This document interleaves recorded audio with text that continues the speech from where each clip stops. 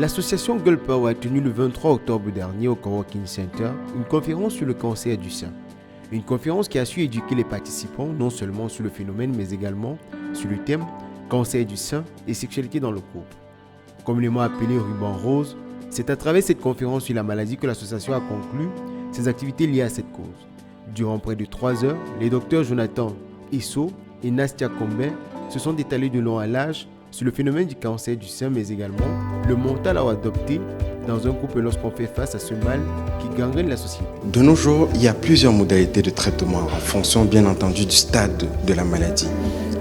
On peut aller de la simple chimiothérapie, radiothérapie, injection de médicaments ou des radiations pour détruire les cellules cancéreuses, à la chirurgie qui peut être partielle, on enlève une partie du sein, voire la chirurgie radicale qui consiste en une amputation totale du sein. Effectivement, le sein fait partie de la sexualité de la femme, mais il n'entre pas directement dans le processus de fécondation.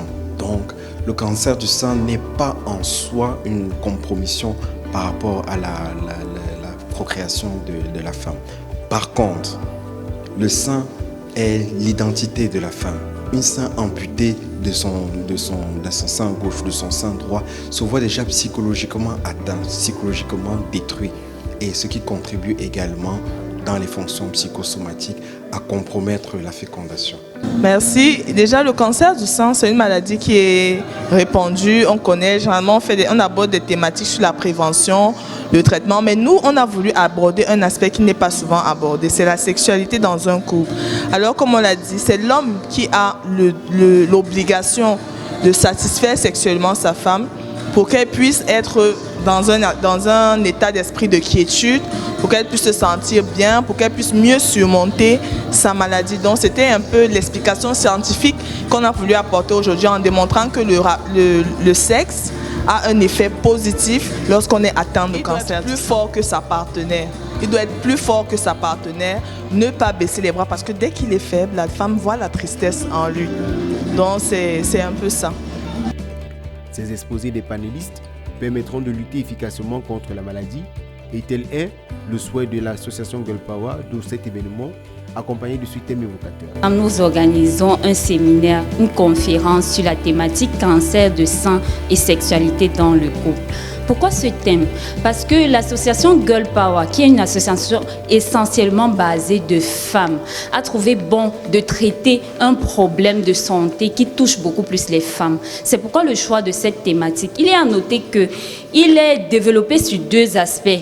Déjà la maladie en question, qu'est-ce que c'est, comment prévenir cette maladie, et l'autre partie, comment elle se manifeste dans le couple. C'est pourquoi on a parlé en deuxième partie de la sexualité dans le couple.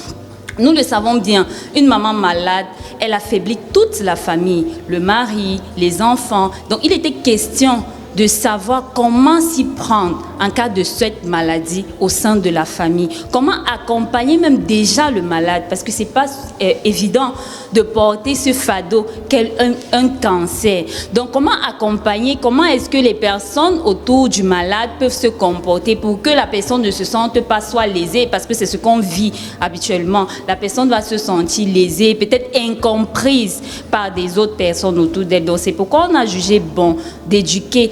Parce que vous savez, aujourd'hui, de nombreuses personnes décèdent encore de cette maladie, du manque de l'information, de l'éducation. C'est le but de cette conférence aujourd'hui et on espère vraiment atteindre le but de ce que nous avons entrepris de faire. Une conférence et débat assez riche en explications, avec des informations qui ne sont pas tombées dans les oreilles des sourds.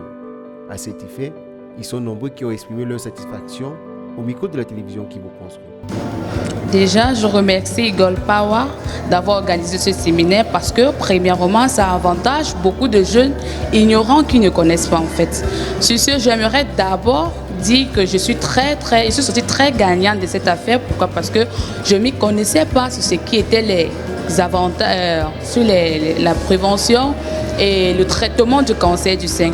Alors, je sollicite beaucoup de jeunes personnes comme moi parce que ça a été dit que le cancer arrêtait des personnes de 50 ans en avance, mais je me suis rendu compte qu'il y a des jeunes de moins de 50 ans qui aujourd'hui portent cette maladie. Alors, je ressors de cette que de ce séminaire que le cancer du sein, premièrement, ne devrait pas être une maladie qui doit paralyser le système nerveux. Du coup, il faudrait utiliser cette maladie-là comme un tout et, si possible, vivre avec cela sans avoir de l'angoisse. Sur ce, je sollicite aussi des femmes qui sont des femmes de foyer qui vivent de cette maladie, je sollicite leur mari de prendre très très bien soin d'eux parce que leur compagnie et leur soutien sera très bénéfique pour ces derniers. Vous voyez un peu, ça sera très important pour cette dernière, excusez-moi. Du coup, je dis encore, je remercie Gold Power parce que moi, j'ai beaucoup appris de cette structure. Merci beaucoup. D'accord, déjà, je remercie la personne qui m'a invité ici aujourd'hui. J'ai représenté une entreprise au nom de Living Global. Pour la première fois qu'on me déplace comme ça, je trouve un bon dimanche, bien sûr. Je trouve une ambiance, tout le monde est à l'aise, des questions qui viennent et qui satisfont tout le monde. Donc, pour moi, c'est louable. J'aimerais qu'on puisse chaque jour, chaque samedi, chaque dimanche, qu'on puisse trouver un lieu.